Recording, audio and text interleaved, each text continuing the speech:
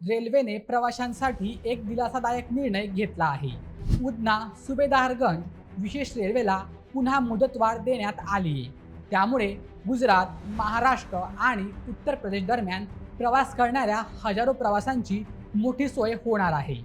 विशेष म्हणजे या गाडीला खानदेशातील नंदुरबार, अमळनेर, धरणगाव आणि भुसावळ या 4 महत्त्वाच्या स्थानकांवर थांबा देण्यात आला आहे. त्यामुळे या भागातील प्रवाशांना आता दूरच्या स्थानकांवर जाऊन रेल्वे पकडण्याची गरज भासणार नाही.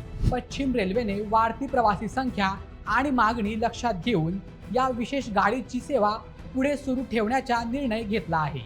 दरवर्षी सणासुदीच्या काळात आणि सुट्ट्यांमध्ये उत्तर भारताकडे जाणाऱ्या प्रवाशांची संख्या मोठ्या प्रमाणात वाढते. अशा वेळी विशेष रेल्वे गाड्या सुरू करणे किंवा त्यांना मुदतवाढ देणे हा रेल्वे प्रशासनाचा महत्त्वाचा उपाय मानला जातो.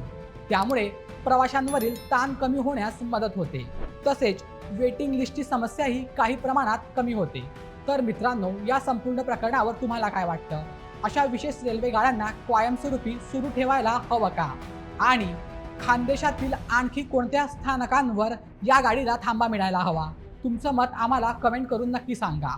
आणि अशा व्हिडिओसाठी आपल्या बोलेमेच्या यूट्यूब चॅनलला सबस्क्राईब करायला विसरू नका. धन्यवाद.